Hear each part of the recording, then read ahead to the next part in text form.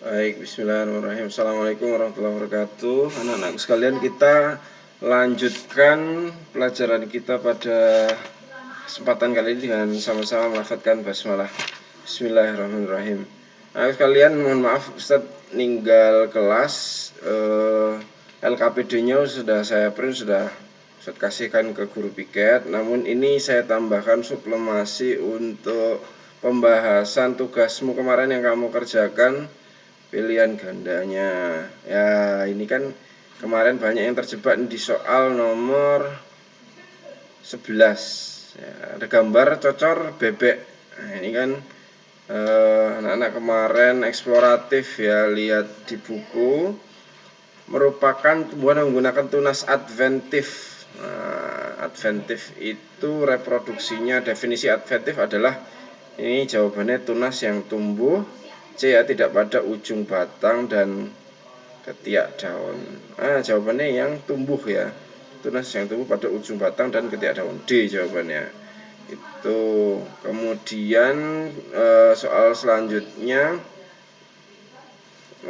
ini yang menarik kemarin. Ini kan dari bunga nomor 15, perhatikan gambar berikut.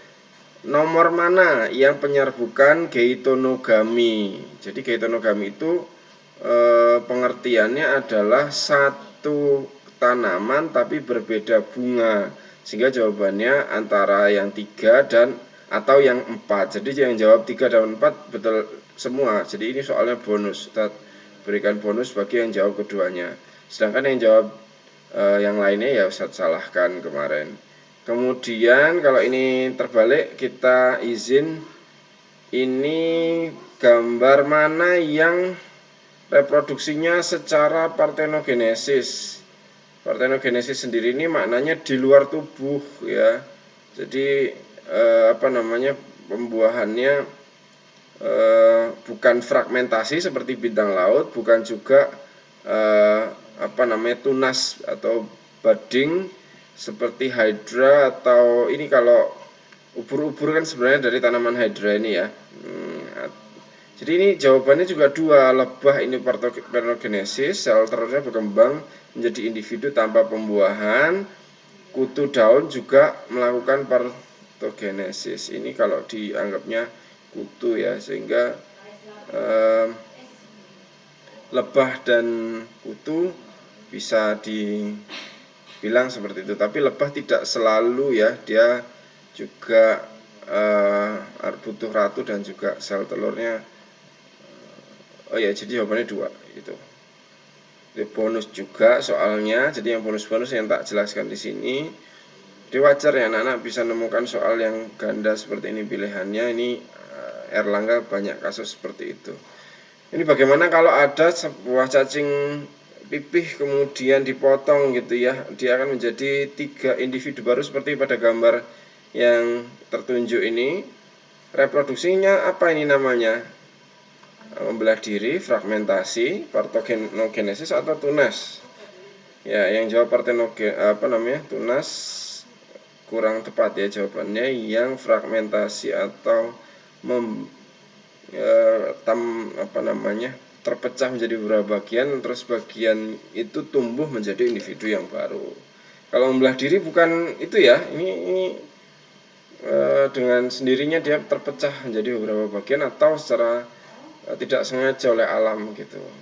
Nomor 18 juga bonus, ini mana yang kemudian hewan dapat terjadi dalam tubuh, pembuahannya di dalam tubuh ya, pembuahan internal namanya, maupun di luar tubuh atau pembuahan eksternal. Hewan-hewan yang pembuahannya eksternal mana? Ya katak dengan naruh telur di luar, terus kemudian spermanya yang laki-laki masuk telur gitu, pembuahannya di luar tubuhnya si katak.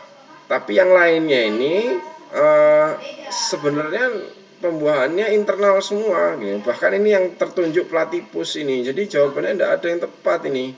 Yang ada 3-nya kan harusnya 1-3 jawaban B atau 2-3. 2 ini platypus, bukan salamander. Kalau salamander lah ya, dia pembuahannya eksternal juga salamander. Sehingga yang paling mendekati sebetulnya 2 dan 3. Jadi kebanyakan kamu juga sudah jawab 2 dan 3. Cukup tepat. Soal yang terakhir pilihan ganda, gambar apa ini? Kanguru ya, bukan kelinci kan? Kelinci apa kanguru nih? Kelinci, ada yang tertipu ya. Jadi walaupun ini di daerah pertanian Australia, tapi ini bukan kanguru, ini sebenarnya kelinci. Gambarnya harus hati-hati. Hewan tersebut adalah salah satu hewan hama di daerah pertanian Australia, tetapi oleh masyarakat Indonesia justru dikembangbiakkan untuk dijadikan kuliner. Siapa yang tidak suka sate kelinci? Oh, semua suka ya. Diperdagangkan sebagai hewan peliharaan. Berikut faktor hewan tersebut yang dapat menjadi hewan dan dikembangbiakkan. Apa kelinci?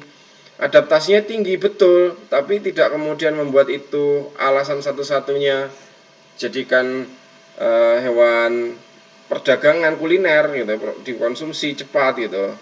Pertumbuhannya cepat iya, tapi yang paling utama adalah yang paling tepat reproduksinya tinggi ya.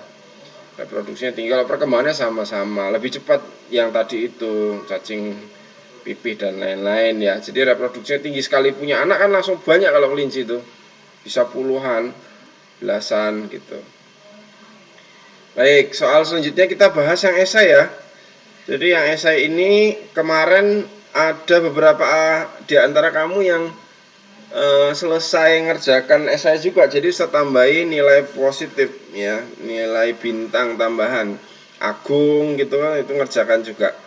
Tidak apa sebisanya.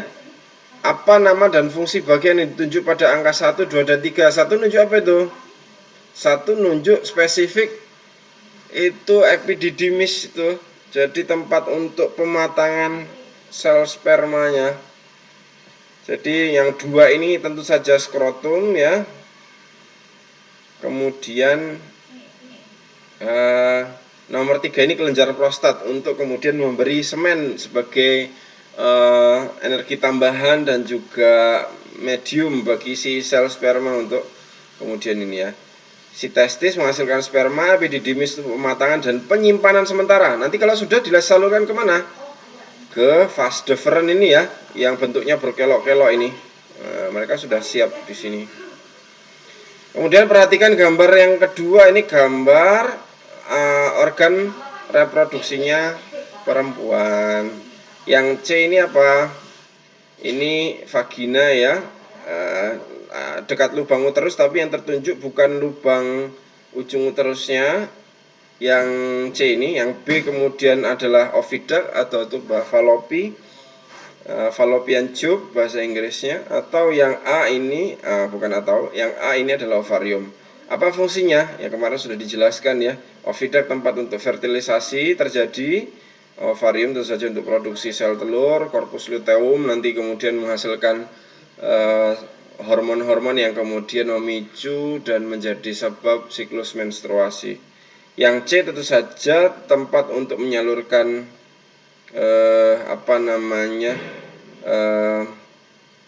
tempat untuk menyalurkan menjadi saluran reproduksi dan saluran jalan lahir ya, tempat keluarnya darah menstruasi juga. Baik, yang berikutnya nomor 3 esai. Gambar apa itu? Gambar janin ya. Apa fungsi bagian yang ditunjukkan oleh huruf X? Nah, tentu saja ini kan kumpulan dari pembuluh-pembuluh darah kapiler ya. Tujuannya adalah pelekatan, dia melekat di dinding ovarium, menyediakan suplai oksigen, makanan dari ususnya si ibu sampai ke pembuluh darah, terus diedarkan jantung menuju ke kapiler-kapiler darah ini. Juga zat sisa dari metabolisme atau pencernaan. Si janin kan juga mencerna, si janin kan mengeluarkan zat sisa. Dalam bentuk apa ya? Dalam bentuk tentu saja sisa-sisa metabolismenya dia, ya karbon dioksida, ya kemudian ekskresinya. Kalau feses belum ya, tapi kemudian bisa jadi selain pertukaran itu dia mengeluarkan apa lagi? Kita lihat tadi itu ya, oksigen, zat makanan, karbon dioksida dan sisa metabolisme ya, banyak sisa metabolismenya, unsur-unsur kimia yang kemudian tidak dibutuhkan gitu ya, sel-sel mati ya. kemudian untuk perkembangan dia, menghasilkan beberapa hormon juga untuk mendukung kehamilan. Nama bagiannya apa? Plasenta ya, atau ari-ari bahasanya. Jadi ari-ari itu bukan janin kedua ya, yaitu hanya bagian yang menopang si janin. Jadi kalau ada kultur di masyarakat kita kok di senteri malam-malam dikasih seolah-olah saudara kembarnya dikasih lampu dan lain-lain, itu kan di luar dari ilmu ini ya, di luar dari ilmu biologinya. Yang berikutnya soal nomor 4, bagaimana cara menjaga diri dari penyakit sistem reproduksi yang disebut Candida albicans atau keputihan. Ya berarti ya lebih menjaga higienitas dan kebersihan si alat kelamin perempuannya bagi seorang perempuan. 5. Perhatikan gambar berikut. Ini apa nama prosesnya? Apakah reproduksi? Ya, reproduksinya buatan apa alami? Melihat ditanam begini, ini saja buatan ya. Kemudian jelaskan prosesnya. Ya, reproduksinya namanya merunduk atau layering. Layering ini merunduk. Jadi cabangnya dirundukkan sebagai datang di timbun tanah sehingga akan muncul respon tanaman untuk menumbuhkan akar. Begitu akarnya tumbuh, kemudian dapat dipisahkan ya. Jadi ini kalau dekat dengan pohon, dekat dengan tanah pohonnya, maka bisa dilakukan seperti ini. Skema alternatifnya atau lainnya bisa mencangkok gitu ya. Kemudian kita lanjutkan tadi, maaf, untuk yang ini. Jadi selanjutnya bagiannya ini ada coretannya, mohon maaf ya, ini bukan 1, 2, 3 ini. Bagian ditunjuk pada X ini agak gelap. Apakah yang terjadi pada bagian yang ditunjuk oleh huruf X? X ini serbuk sari ya, dia akan menempel di ujung putik. Putik itu ujungnya sini. Ini ada sel aktif yang siap membelah kalau kemasukan materi genetik dari serbuk sari bunganya sendiri maupun dari bunga lain ataupun bunga yang dari organisme atau tanaman yang lain. Jadi diminta untuk menjelaskan proses X dan Y itu. Nanti si Y ini kan ditunjuk ke ujung selnya sudah mulai membelah ya. Jadi begitu masuk dari ujung ini 1N jadi menjadi 2N, dia sudah jadi zigot dan kemudian mulai jadi embrio tanaman untuk kemudian membelah menjadi organisme baru yang pada akhirnya terus memicu sintesis protein-protein penting yang akhirnya membuat sel-sel itu berdiferensiasi, jadi akar, jadi mulai tumbuh lembaga daun, begitu ya. Jadi mulai berenergi setelah proses nantinya imbibisi, masuknya air ke dalam sel yang siap untuk membelah, begitu. Jadi X serbuk sari, Y bakal biji, X berperan menyerbukan, sedangkan Y menjadi tempat terjadinya pembuahan dan berkembang menjadi biji. Terakhir kita kerjakan nomor 7 sampai dengan nomor 10 ya. Kita lakukan mentalitasnya itu pokoknya have fun, sambil santai, sambil melihat bukunya, tapi kemudian kita kerjakan bersama-sama. Apakah perbedaan metagenesis lumut dan paku? Nah, ini kalau kawan-kawan pernah melihat struktur hidup lumut dan paku, kalau lumut itu biasanya kan terlihat rata dengan anunya ya, substratnya ya, tempat di mana dia tumbuh. Lah itu simpelnya itu adalah fase dia sedang menjadi tumbuhan lumut ya, itu fase dia sporofit ya, gametofit. Nah, fase di mana dia itu menjadi gametofitnya yang dominan. Jadi perbedaannya hanya itu. Kalau paku yang kita lihat, tanaman paku itu kan dia seperti ada lanjaran, kita bukakan gambarnya ya. Paku dia fase yang berbeda dengan lumut itu. Kalau dia pas bentuknya seperti ini, kalau lumut kan begini, nah paku kan begini. Nah ini fase sporofitnya, dia menjadi spora. Siklus hidupnya gitu. Nanti ini bisa dipahami melalui bacaan bukumu itu. Kalau nantinya dia sudah muncul spora. Kalau ini lumut ya. Nah, ini fasenya pendek pas ketika dia jadi spora. Jadi fase yang panjang dia dari protonema menjadi gametofit ini kan lebih panjang, maka disebut lebih dominan. Sedangkan untuk siklus hidup siklus hidupnya si ini nih, siklus hidup lumut yang lebih lengkap yang ini. Nah, dia dari satu sel kemudian menjadi banyak sel. Sedangkan yang paku, nah ini fase sporofitnya pas dia jadi tanaman paku, sehingga fase sporofitnya ini lebih dominan dan lebih panjang ketimbang dia masuk gametofit yang masih kecil gitu. Ini akarnya, ini tanamannya kecil. Ini satu sel, antheridium, kemudian archegonium menjadi fertilisasi, gabung, kawin jadi 2N, baru kemudian fasenya sudah jadi fase spora, menghasilkan sporangium dan lain-lain.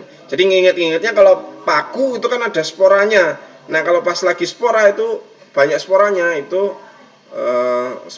dari sporangiumnya ya. Jadi bintil-bintil di paku itu kan seperti siap untuk mengeluarkan sporanya. Nah itu fase sporofitnya. Jadi pembedanya itu perbedaan metagenesis atau pergiliran keturunan. Jadi lumut dan paku.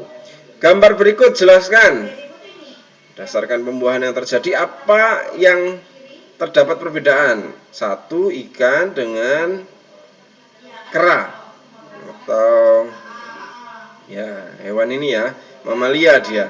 Apa yang terjadi bedanya apa? Ini tentu saja pembuahannya internal ya, di dalam tubuhnya si induknya, si jantan kemudian memasukkan sperma di badan induknya dan pembuahannya terjadi juga.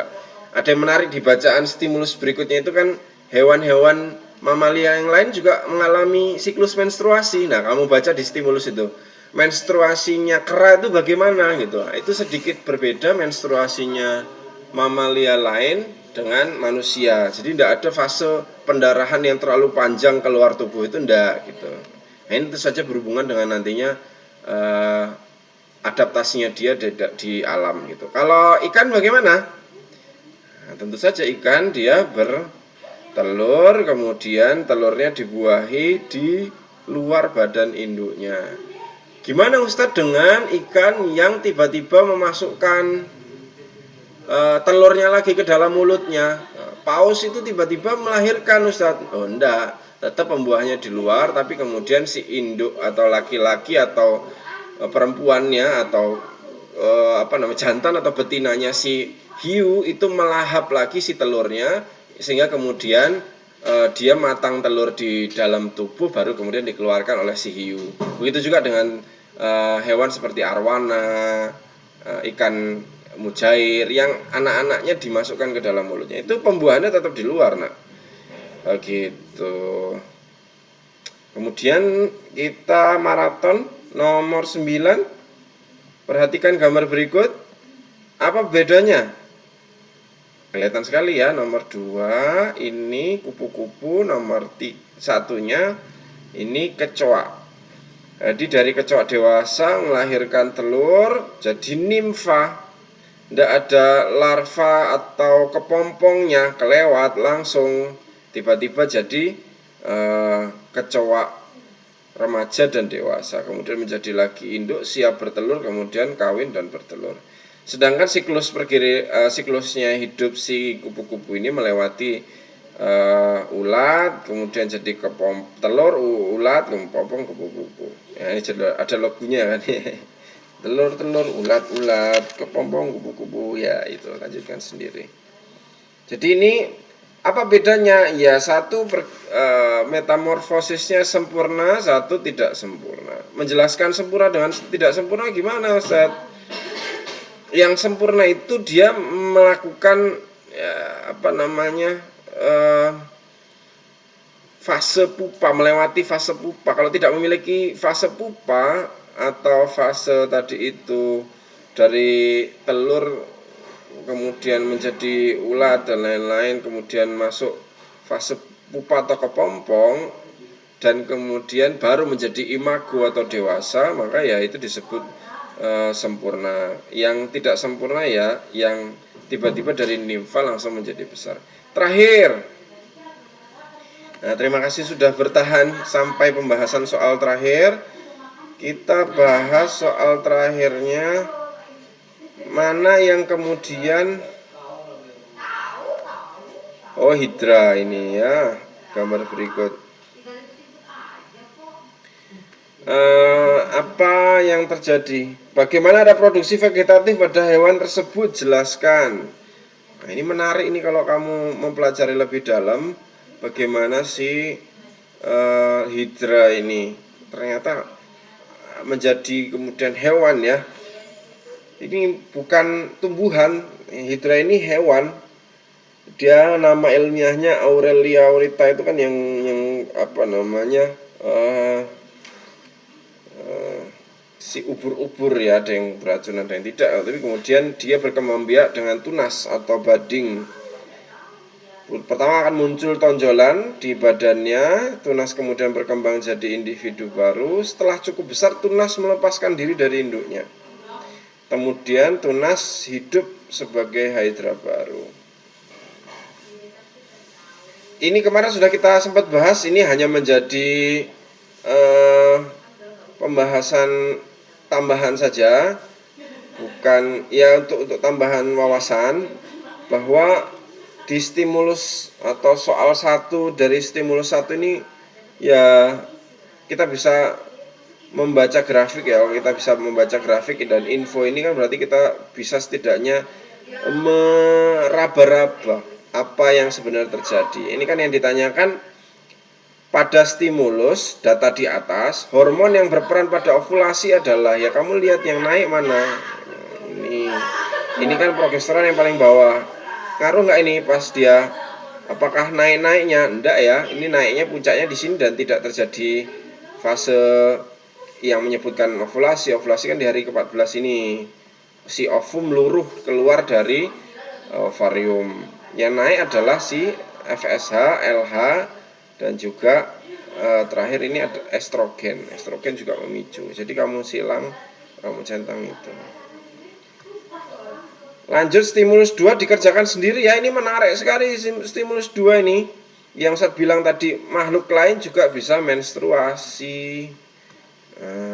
Seperti ini lemur kalau digambar, ada kemudian apes ya, atau orangutan. Apa yang terjadi pada menstruasi? Menjodohkan, ini juga dilakukan penjodohan sendiri ya. Dibaca terus kemudian dijodohkan. Semua informasinya ada di dalam teks. Jadi belajar memahami teks itu juga jadi sesuatu yang penting. Soal 4 dari stimulus 2 sama dijawab sendiri ya. Itu ada jawabannya. Itu kemudian soal 6 juga demikian. Mari kita tutup pelajaran kita pada kesempatan kali ini dengan sama-sama melafadzkan hamdalah dan doa kifaratul majelis. Alhamdulillahirrabbilalamin. Assalamualaikum warahmatullahi wabarakatuh. Ustadz izin pamit. Assalamualaikum warahmatullahi wabarakatuh. Ikan sepat, ikan gabus. Makin cepat belajarnya makin bagus. Ya, semangat. Assalamualaikum warahmatullahi wabarakatuh.